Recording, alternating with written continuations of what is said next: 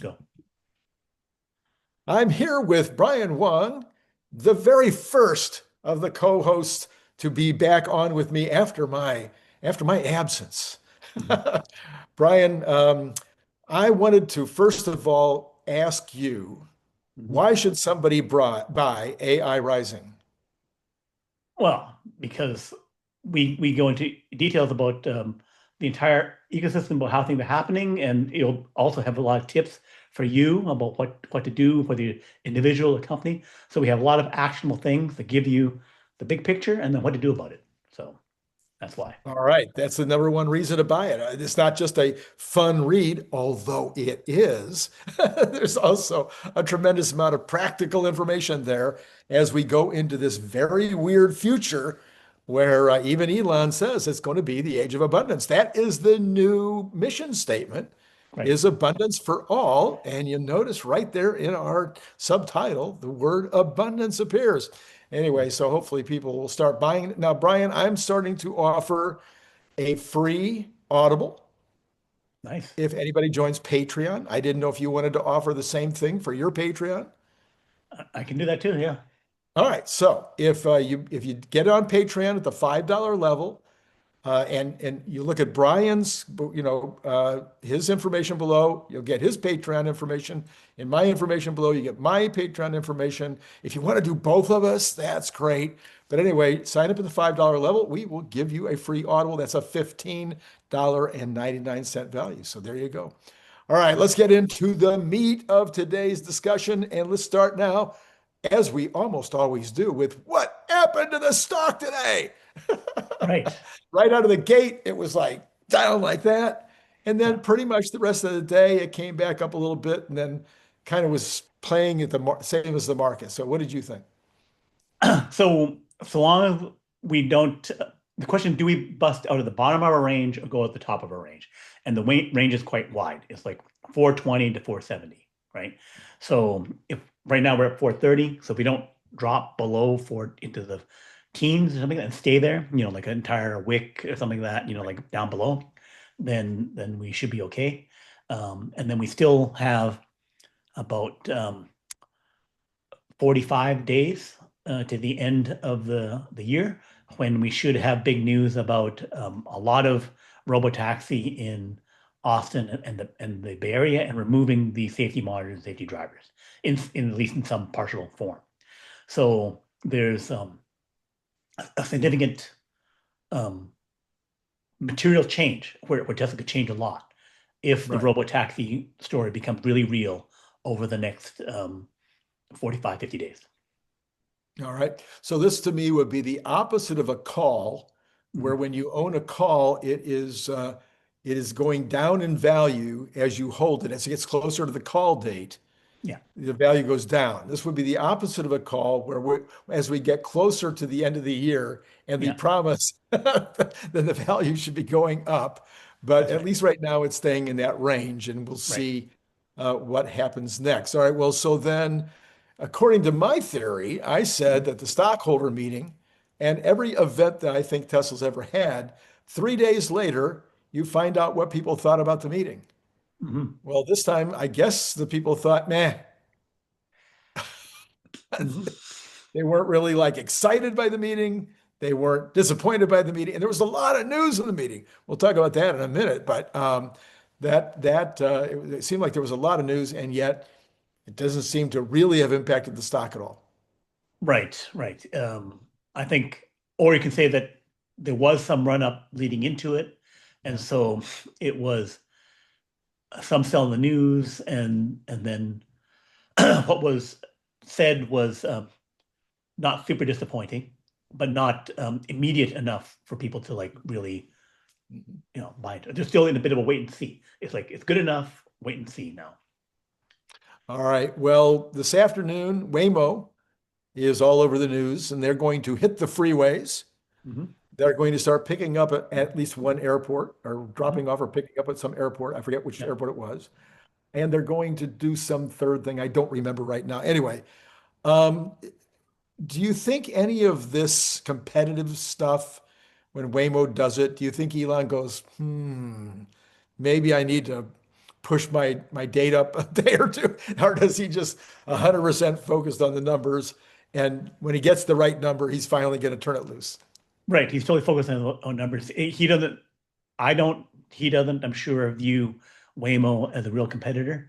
That when, Tesla scales to 100,000, a million, the other guys will be at 2,000 or 3,000, 4,000. Whether they're 2,000 or 4,000 just won't matter. Won't Yeah. matter. Yeah, yeah. All right. So, any thoughts? Any thoughts about Waymo hitting the freeways? You think that could be interesting? Do you think it's risky? What do you think? Um, I'm presuming that they're confident enough. They've been testing their highway driving with highway drivers Hmm. for a couple of years now, at Hmm. least. Okay. So I presume that they have, made sure that it's safe. The difference would be that, they have had some accidents with their vehicle, and um, so then if they did have an accident on the highway, then there's like chances for fatalities. Right. So I presume that they've said, we make sure we can actually handle it. So then let's talk about the numbers. I know you have some things to say about the numbers. Let me start by saying that do you know that Troy Teslike has not done a blog post in 22 days? Okay. Where's Troy? Right. We're also getting no insurance numbers from China. Yeah. Of course, we don't have any numbers in October or November from the United States other than some speculation about the numbers. And then to me, it seems bizarre because everybody's talking about the numbers being horrible and way off and what's going on and this might have impacted some of the downward momentum today. But there's no discounts either. I even asked No. Grok about it. I said, what's going on that there's no discounts, Yeah. there's no deals, Right. and there's no suggestion that there's been any cutback in production, and yet we're getting all this negative news. That seems like there's no way that I could add all that up. And Grok agreed that I should be Mm-hmm. confused. They didn't give me any answer as to why. So, Mm-hmm. so what do you think about the numbers right now? Um, in terms of, well, so we have less information now. So I don't think we no longer get the weekly China China numbers. numbers. Yeah. So the weekly China insured numbers have gone away. They were saying they would take away for a long time. And so now we only get a monthly number out of that. And then the European numbers always been spotty, and they stay spotty. So um, that goes to, I would think, Troy not having enough information in Mhm. order to make good calls, because he never had really good insight into China beyond the weekly registration number that we all could see, right? Right. And then he would just like put it into a whatever thing. So then his advantage had been the U.S. Um, bin numbers and other stuff like that. But again, I'm not sure how robust that information has been, because he's um, not been able to get really close on his numbers, Right. suggesting he had Right. a bead on the U.S. numbers. He'd been having to like let things go into the last month. So we're getting major information every month still.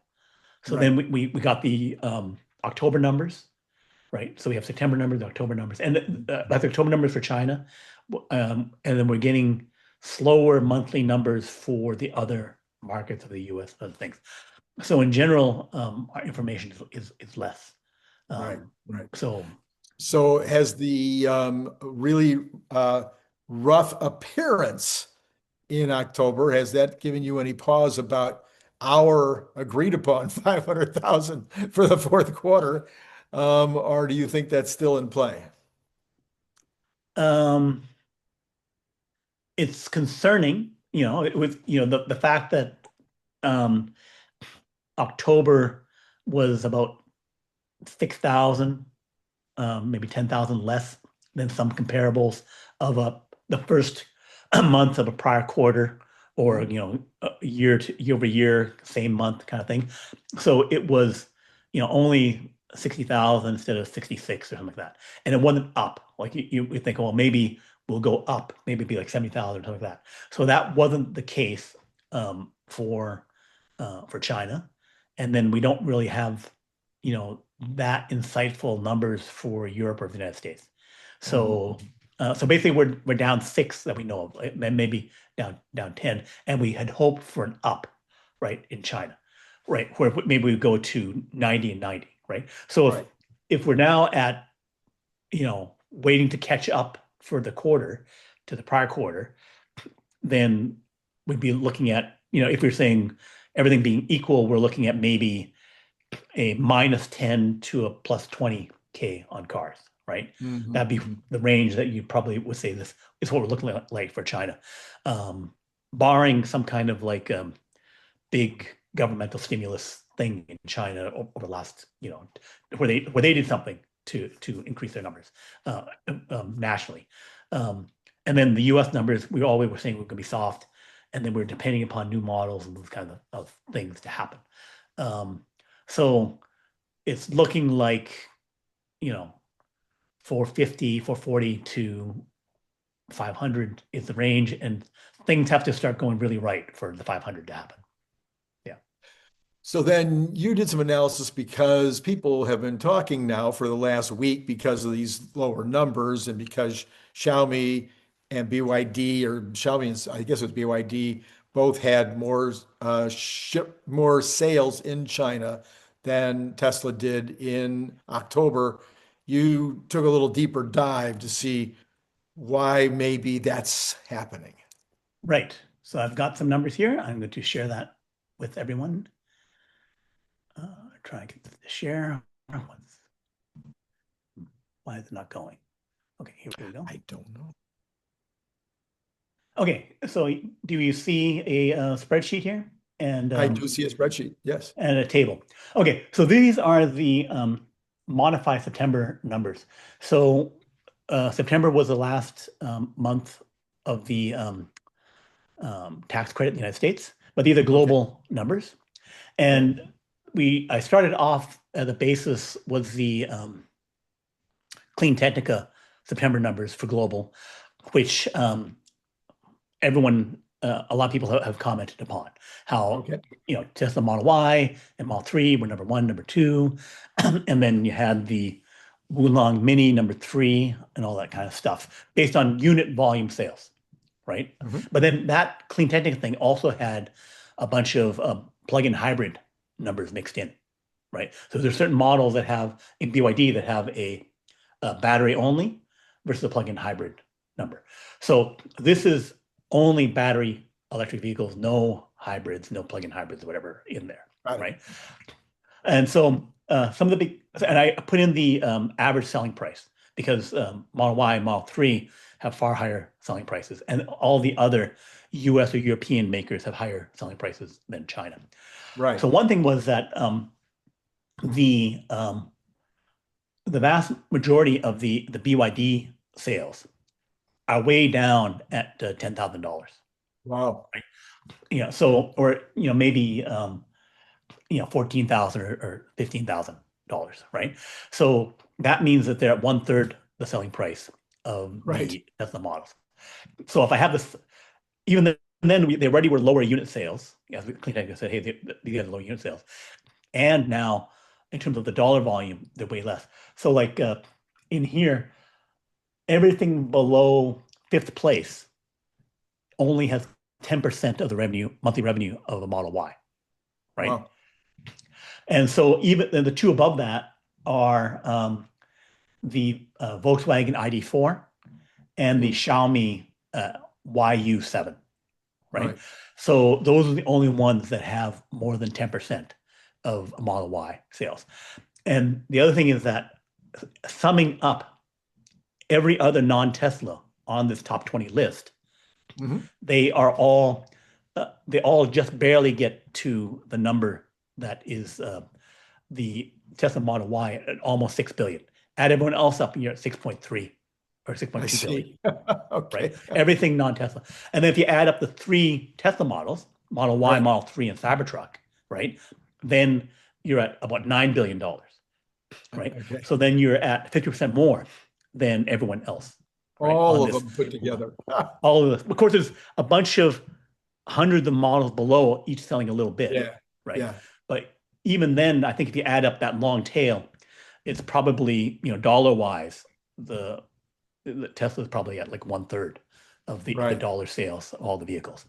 So those are some quite insightful things. The other thing is that this is September with the expiring tax credit. So Mm, Tesla probably got a bump up, of right. like 20, 30%, from that because the Mhm, total sales of 210,000 plus, 213,000 in the month, that would be a run rate of like 2.4 million, right? right. So we're going to 1.8 million maybe. So then you're down about a third. But Mm, the other European or Korean ones, they have dropped it down to about 25% to one third of these sales in October mhm, and stuff going forward, right? So mhm, they have taken a far bigger hit because they really unloaded their inventory in that mhm. month, right? Um, the other thing is that Tesla Cybertruck is still like 18th on this list, right? Despite, I'm saying that the Cybertruck is a big failure, right? So Right. just above the Ford F-150 Lightning, and so Ford F-150 Lightning had more sales, but the Cybertruck had a far higher selling price because people are Mm, mainly buying the premium Cybertruck. It's kind of like if I'm yes. buying a Cybertruck, I'm not going bare Cybertruck, I'm going higher, right? Tends Right. to be the case. Um, and then that goes to Cybertruck almost having the sales of the Wuling Mini, because the Wuling Mini Mm, sells like $5,000 each, right? mm, mm. So this is very insightful in terms of like the China market is really down. The meat of it is at that $8,000 to $15,000 range, right? And Right. and really averaging around $10,000. Mm, So if Tesla can get to a $25,000 um, China vehicle, mhm, then even though they're premium priced, that becomes a possible decision of like, I could buy $15,000 EV or I could buy mhm, $25,000 Tesla, right? mhm. So even though that's nearly double, it's like that is within the realm of possibility that they would go, this premium thing is worth it, right? Right. Versus, Right. versus four times higher. It's like, do I buy a $30,000 Honda Civic or do I Right. buy a $120,000 Porsche or some other high-end vehicle, right? If I'm making that kind of choice, it's like it doesn't happen. But if it's like, do I buy the $30,000 vehicle or do I buy the $45,000 vehicle, $50,000 vehicle that's really, really good, right? Yeah. That Yeah. becomes a possibility. You can say, I can squeeze here and there, and maybe I'll make that choice. So Sure, that, sure. and then We've and then probably we all have we've some. probably all made that choice. We probably have a choice, yeah. And then here's the bar chart where there's like utter domination for the Model Y up here, and the dollars Model 3, and then the sharp drop down to the like seven times less or more, 7.5 times less for the Model Y. And then the dollar amount of the three is like three times more than the ID4. And then the Yeah. vast majority of these guys are like way, way down there. So the dollar domination is really, really substantial. And then that's before we get to the profits. I think the profits, right? Profits. And then the The case is profits that would potentially be 100% of the profit. Well, I mean, it'd be the other only than company probably getting a profit. profit on any of its cars, which is potentially. That's right. Potentially, yes. I think that's probably is the case. And then Ford F-150 Lightning is looking to cancel. Um, you know, other guys looking to cut back because, like I said, these were abnormally high sales for some of these guys, and they're, dropping down. Yeah. And they really try to blow it out, get rid of their inventory. Because Ford F-150 Lightning, Ford is talking about we need to cancel this thing because it's like bleeding money Yeah. forever. We don't see a path to this thing Right. ever making money. Profits. Yeah. So then if we go back to my question, then, and in fact, what Grok did say was, look, uh, Tesla has availability. They see the numbers. Yeah. They see what's happening in the showrooms. They know what's happening with decision making. They know how many people are coming in. They know how many people are coming to the website. So it may be that they're not discounting because they don't think it's going to work right now. That it's the marketplace overall. That they have outlets for some of the cars into new places like Turkey and now into I forget the second South American country they're going to be entering. Mhm. And so rather than discount, they're saying, hey, let's find other markets or let's go ahead and make margin. Right. So I think this goes to them dropping from 42,000 to 35,000. It it may make a difference in the United States for Sure. some situations, but the vast majority of the decision is, do I buy a Tesla at that price or do I buy something else? Because the people who are choosing the, it's only like 1 in 20 or 1 in 10 that would consider one of the other models. Right. So it's Right. it's like, it's so little to be gained by switching that. Yeah, they have to, Yeah. um, yeah, get more sales of the,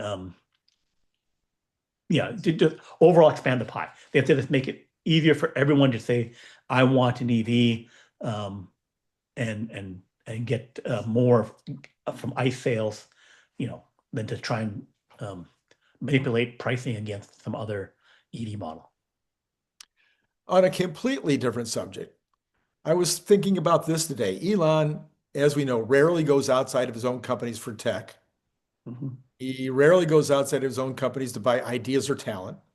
mhm. He rarely buys other companies in order to increase revenue, like very almost not at all. I can't remember the last time he bought any kind of a company to increase revenue. And that's pretty unique among companies the size of Tesla. They're usually out there scouting for all kinds of opportunities to buy talent, to buy ideas, to buy revenue. And he's mentioned, of course, that part of the reason for this is that when you go outside, you don't get the culture of Tesla. And Mhm. that usually the culture of Tesla is going to make it a better product if it's made uh, on what do they call it? Green Greenfield, Greenfield. greenfield rather than brownfield. Yeah. Yeah. So he now is talking about a convergence of his companies. He's saying, I'm starting to see this convert. This is like today's news or yesterday's news. He's starting to see this convergence of the companies. Of course, you and I have talked about it. And everybody says, well, everything he's doing is designed for Mars.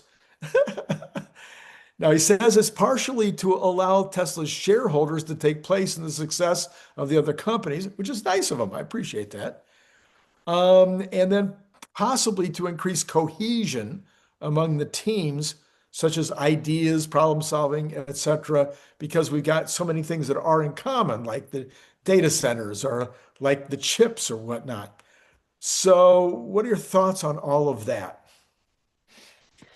I specifically think the convergence is around space AI data centers.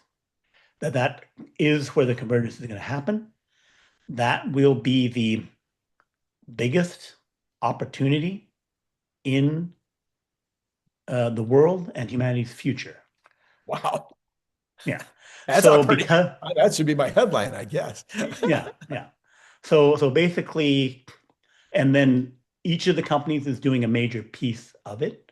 In particular, SpaceX and Tesla. Uh-huh. SpaceX doing the launch and other parts of the space satellite vehicle, and Tesla doing the chips, which are, 60, 70% of what it needs to go into an AI data center in space.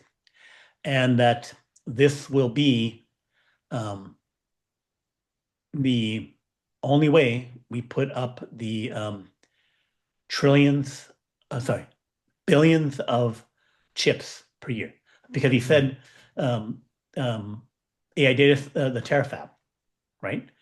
Terafab, he said 1 million chips per month on 10 lines, 1 million chips per month Right. on 10 lines.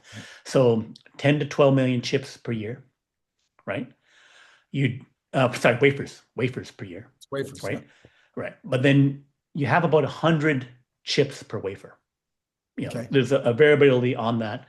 Could be as low as 50 if you have a really, really giant chips, which are the NVIDIA super chips, right? But if you had a close to a super chip, but made a bit smaller, which is the size of the AI5, AI8 chips, right? Then you'd have 100 chips, which would be a billion chips, right? A billion chips, that is a terawatt, right? So he Okay. said before, they tweeted out, hey, I need to figure out how to build a terawatt the fastest. right? So terawatt, the fastest, that is space-based AI. So all those chips go up to space because there is no other way to make that much power, right? So the trillion chip, the terawatt, kind of like went by that. He went by that. He did mention that, hey, the US makes 500 gigawatts per year, right? Which is half of the Right. power, right? Right. So in actual fact, if you add up all the power stations, coal, nuclear, natural gas, solar, Right. wind, all that kind of stuff, the amount of um, gigawatt capacity for that is higher. It's like 1,500 gigawatts, but we only on average run these things about 1/3 of the time because any um, gigawatt number that you quote for a solar farm, it only can run during Right. daylight, Right. only during Right. certain hours of daylight, not in the clouds. The gas turbines, the coal things, they're also below half the time running, right? You talked about that thing too. So that means if I can put my chips in space in a particular orbit where they're always in sunlight, and there is this thing called the sun synchronous orbit where I could do that, then solar becomes better than nuclear because it's on all the time in space, Yeah. Yeah. right? Yeah. And then we can't make, like, if we were to say, how long before we double the power of the United States? Assuming, okay, we get a bunch of fission stuff, but Right. any Right. any Right. magic energy technology you say, when do we double the power of the United States? Yeah, as your guess, when can we do that? 5, 7 years. 5, 7 years, double the power of the Yep. United States? I, So we've had I'm we've looking at all had those nukes and all that stuff, but okay, no, okay. So no, just people, not a chance, just huh? not a chance, no. So just so you know, since 1980, Yes. we've been stuck flat at Yes. 4,000 Yes. terawatt hours per year. Yes. We Yes. have not increased power for 40 Okay, years. but so that everybody understands that Yeah, we've remained flat because we didn't need more power. It would have right. just been useless infrastructure, and we spent all that time reducing our use, getting the bulbs and everything else More that efficient LED more bulbs efficient. instead of Right, whatever. right, Right, right. right. Okay. But over those 40 years, we've completed like 3 nuclear reactors, Right. right? So the thing is, in theory, yes, I could say, let's start up a bunch of nuclear reactors, let's construction, let's build it, right? But I have no supply chain, Yeah. right? I have no supply chain to make a new nuclear reactor. Where Right. am I going to get the big, 600-ton steel containment dome? Where am I going to get these other major components that I no longer make, Right. right? So you have to restart, not just I'm going to make this reactor, I'm going to make the supply chain that makes the thing that make the thing, right? Mhm. So in terms of like they just did a deal that the United States Trump administration said, okay, we're going to do a deal with Westinghouse, and then we're going to get 8 nuclear Right. reactors, Right. right? The funding, the deal, it will take, in the positive case, 8 years to build those Okay. nuclear Okay. power plants, right? Okay. Those are regular nuclear power plants, Right. 8, Right. right? So that's 8 gigawatts, right? Over a decade, right? So if I need 200 gigawatts per year from 2030 to 2040, so I need 2 terawatts, right? 8 gigawatts is It's a less drop than in the anything, bucket. a drop in the bucket, right? So then I can go on the list of like, of the 68 gigawatts that we want to add between now and 2030, that's natural gas, right? Mm. So this is all the deals that we're talking about for AI data center and all that kind of stuff. 68 gigawatts. That demand alone has put the waiting time for natural gas turbines up to 7 years, Mhm. right? And then GE and those companies are going to have to double up the production of natural gas turbines, right? So you're that 68 gigawatt demand, which again is a tiny fraction of the 2,000 we might be Right. talking about, Right. right? Again, become the drop in the bucket. Maybe I get to 5%, which is 100 gigawatts. Maybe I get to 10%, which is 200 gigawatts, right? Which is almost a doubling. Like that Yeah. 500 gigawatts constant is 200 gigawatts of constant natural gas, which is really about 400 gigawatts at half pace, right? So basically, I need to double my natural gas capability.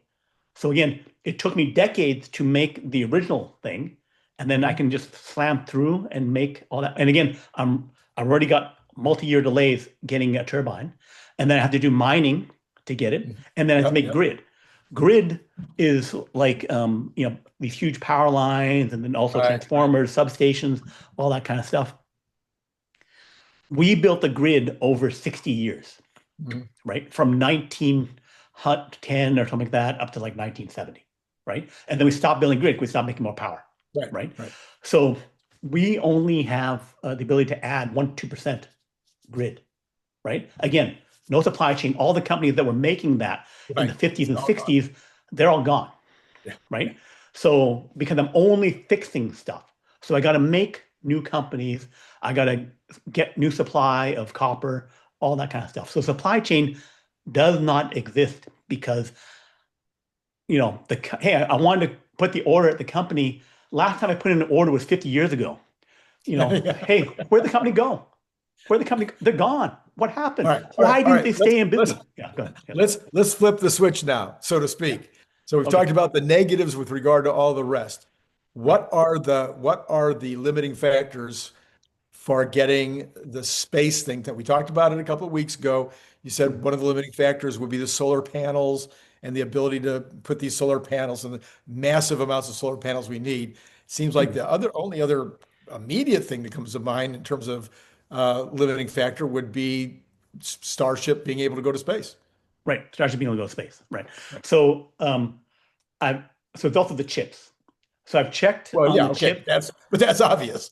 Right. But the chips also have to work in space, right? So Okay, not just okay, build the chips, they got to work okay, in space, right? okay. So I've checked on the 19-page Google document, Suncatcher, right? They did tests of the chips and of the memory, and they confirm that the error rate is, they can do some basic shielding. The error rate is good enough for AI inference for the chips, for the memory and the chips. So they validated, they stuck it Mm, into a accelerator and mm, then simulated the radiation, right? mhm. So that means the chips will work, right? And the memory will work, right? So that part's okay. Then it goes to solar and space launch, like you talked about, right? Mhm. Space launch. So SpaceX will launch 170 times this year for the Falcon 9, right? Right. And we did the 5 tests or 6 tests of the Starship Start. Super Heavy, right? So Starship Super Heavy needs to work for this to really take Right, off. right, right, Um, right. it is possible to do a fair bit with Falcon. just the Falcon 9, but you really need to have Starship, like you're saying. And they need to switch out to, like in next year, they might be able to launch it 100 times. Um, assuming things start working in the second quarter. Ideal case, they can do 100 launches next year. Um, More likely 50 or 60, right? Then the year after is when you start getting heavy. So from 2026 to 2027, that's when you get heavy. They'll have 3 launch towers built. Um, Hmm. Hmm. you know, 2 in Texas, 1 in Florida, blah blah blah, and they're looking to get 2 or 3 more, right? Right. So launch towers are key. They need to start building a lot of them. If they get to the 6 that we're talking about around 2028, right? And then you set things up where I build a bunch of starships, like 100, Hmm. right? Hmm. And the upper stages, boosters and upper stages. Then I can line them up in sequence and then launch every couple of days or like that. So that you could get to about say go up to like 500 launches in a year, right? Maybe 600, maybe get to 1,000, depending on how you push it, right? So 1,000 launches a year at 200 tons, right? That is 200,000 tons of material, right? The 170 launches is less than 20 tons per launch, right? So we're at 3,000 tons ish launching now. We go to 200,000. So we're getting in the range of 100x in terms of how much material we launch, right? And so you could also launch, that would be 200,000 tons would be 100,000 2-ton satellites, right? 100,000 2-ton satellites. If each one of those satellites is 100 kilowatts, zero point 0.1 megawatt, right? Which Mhm. is what the version 3, roughly what we're looking at for the version Okay. 3 satellite, about 2 tons, about 100 kilowatts. So then 100,000 of those, that would be 10 gigawatts, right? So then we're at 10 nuclear reactors worth of power, right? And you could do that by 2030, right? Okay. So it's the only thing that could get to that level of like 10 gigawatts by 2030 level, right? And we don't have to stop there. Like if we build more launch towers, say instead Right. of 6, we build 60 launch towers, Right. right? And then we increase operations so that we can launch more frequently, right? Because these things are fully reusable. We're Yeah. catching both Yeah. pieces, we're putting it together, Right. right? Then you can get to, you know, you can get towards, um, sorry, I think I may have done a number off there. 100, I was doing, yeah, so I was doing 1,000 launches. So then you can get to 30,000 launches with about like 20 or 30 launch towers Okay. and a few hundred things around 2033, 2035, right? Okay. 30,000 launches and 200 tons each. Now we're talking 6 million tons, right? Now we're talking 3 million satellites.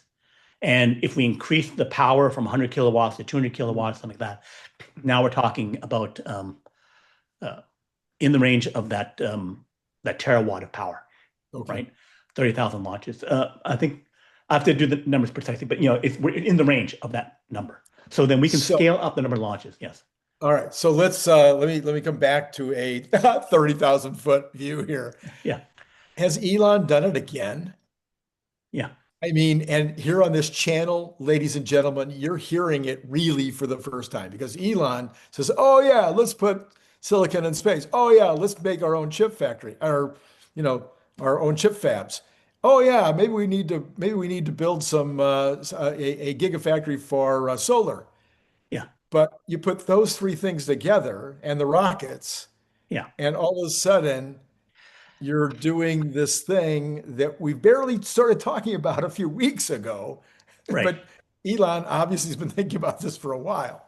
Yeah. And those are the three things that you need in order to put this massive amount of data Solar and center chips capability. in space. Yes. Right. Yeah. Yeah. And then the other thing about the solar is that he will use mostly the regular silicon solar material, right? Mhm. And the part that he'd already said, already done, is we already have 9,000 satellites up there in orbit now. Right. So we already have 9,000 satellites in orbit now. Those are the version 2. Right. They have about 200 megawatts of power.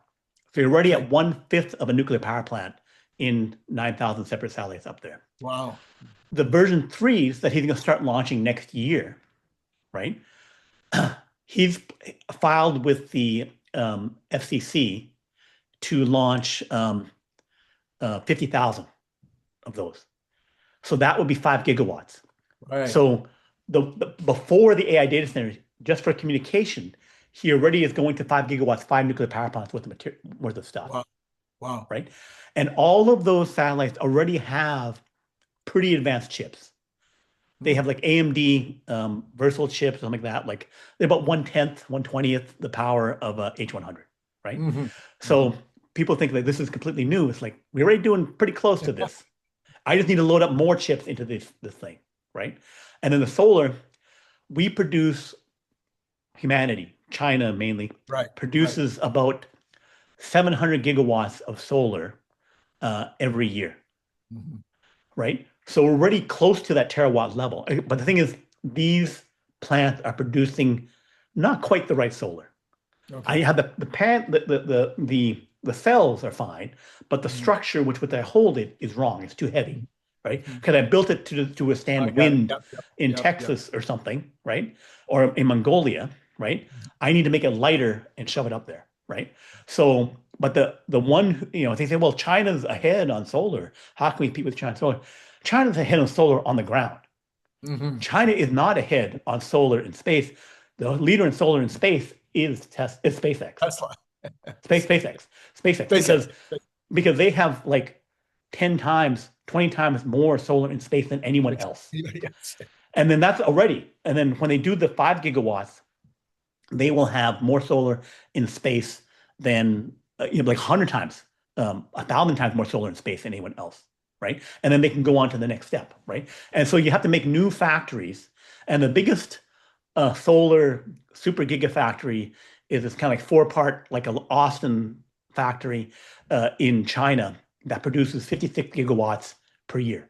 So a super gigawatt, multi-gigawatt, 50 gigawatt space-only factory is Right. something that SpaceX could produce that would then make, they already need 5 gigawatts for the one they're putting up for communication, and they make 20 times bigger for the 100 gigawatts. They need to have like two big factories that would then produce that. So the factory production, the scaling by 20x steps is, ready step one, done. Step two is happening. Then go step three by 2030, and then you're in that 100 gigawatt zone, right? Which is 100 gigawatts is all of the power of every nuclear reactor in the United States. Right. That's 100 gigawatts. Right. And it's the power of France and China combined on nuclear power. Okay. So, So again, not to put too big of a bow on it, but the yeah, reality is that we talk about SpaceX and communications and all that being this massive, maybe the largest company that Elon has ever built. We talk about Tesla and robots and all kinds of robots, but humanoids in particular, maybe being the largest company. We talk about XAI and all of the things that it's doing with advanced AI that might make it the biggest company that's ever been on Earth. We talk about, I know Warren Redlick is still convinced that Boring Company would be the largest company ever built on Earth. And all of a sudden, and we're sitting there going, what can he do to top humanoid robots? What can he do to top owning all communication? What can he do to top AGI? And then all of a sudden, we've got the possibility of a chip fab and a solar factory combined with SpaceX, SpaceX's Starship Starship, and controlling the data centers in space, and nobody has the slightest potential for coming close to doing because right. they don't have the components. Complete monopoly domination. It's all Complete. over. And also the OpenAI, Meta, Microsoft, Amazon, anyone who wants to actually turn on the chips that they buy. They say, oh, they can buy just as many chips as Tesla or just produce and all the kind of things. Yeah, TSMC, they want to make 50 million chips in 2030, or Right. 100 million chips Right. in 2030. Right. You do not have the power plant to turn them on Right. unless you give them to SpaceX to launch and put into space. If I say, hey, take these up to space with you, yes, Yeah. I'm paying you this huge margin. You're overcharging me so much on Yeah. that, Yeah. right? But they turn around and say, well, you're paying NVIDIA giant margins on Right. those chips. Right. Why don't they just pay someone else for their chips, right? Right. It's Because because they nobody don't else. have another, there's nothing around. Why don't I pay someone else for my launch? Oh, that's right. No other launch, right? So then if I want the chips that I paid TSMC and had NVIDIA design, and I want to actually turn them on after 2030, 2032, right? If I say, am I going to wait 20 years for a nuclear power plant? No. Am I going to do some mass amount of solar and batteries on the ground? No. It would take 5 years, 10 years to do it. If I want to do it fast, I say let's shove them into satellites and let's get them up there. And I paid yes however many $200 million for my terawatt to SpaceX, Mhm. but it was a 2 trillion, $5 trillion project. So I had to pay overpriced paying for the movers to do it. I do it anyway because it's the rest of the project I need to worry about, right? And the fact I couldn't do it any other way, no other way for me to do it until unless I'm waiting around to 2050 or something, when suddenly we'll be mass producing nuclear power plants by the tens of thousands, right? Yeah. Oh, so Brian, I had a couple of other subject matters for us to cover today, but Yeah. anything else that we would cover would be like, and Yeah. it's Right. like, who cares? It's like, Right. oh my gosh, it's mind blowing. And Yeah. again, people, you've got a nice following on your YouTube channel. I've got a Yeah. decent following on mine. We should have the largest YouTube following in this community by a lot because we've broken this kind of stuff over and over and Yeah. over. Yeah. And nobody else Yeah. is touching Okay. our combination in terms of some of the scientific aspects of what Elon is doing. Yeah. Okay, so I'm going to end it there, Brian. And of course, Yeah. because we're that good, Yeah. and we add seven other authors Yeah. that are Yeah. also great, phenomenal in what they do. You should go Yeah. out and buy the book. You should absolutely go out and buy AI Rising. But Brian, now what are we going to do? We have to write another chapter. Well, fortunately, my chapter on space I talked about 1 trillion ships on Mars. So we're Oh, that's talking right. about a billion ships in orbit per Okay. year. Yeah. And then to go to trillions of chips, you got to go to Mars, right? So that will be why. So There the you go. reason that we get the entire solar system developed is because of this. So where we go to way more power than we have on Earth, just in orbit. Right. It's why we're going to develop the moon. It's why we're going to develop Mars, is because our demand for AI intelligence and the money that it makes is infinite. So that's why we're going to keep going. And we already have a chapter. You got to get the book to read about the Mars part. That's right. So remember, you can get a free audio version just by going Yeah. down into the links that are contained in each of our descriptions. And then you get a $5 a month Patreon, at least a minimum of $5. You can go 10. I Hmm. offer one for $50 a month. Brian, I have two Hmm. two guys that do the $50 a month one. So if you want to do Nice. $50 a month, I'll give you at $50 a month. You probably match this. If you want to join $50 a month, I'll give you the audio. I will give you a hand-signed hardback copy. Let's see, what else can I throw? Oh, I'll give you a Cybertruck bottle opener. Brian, I'll make one available to you if you need Yeah. Yeah. Yeah. it. We'll throw in everything for a $50 membership. All right, that's Okay. all I got for today. Brian, as always, phenomenal to have you on Thanks. board. To all of you out there, it's been great talking to you.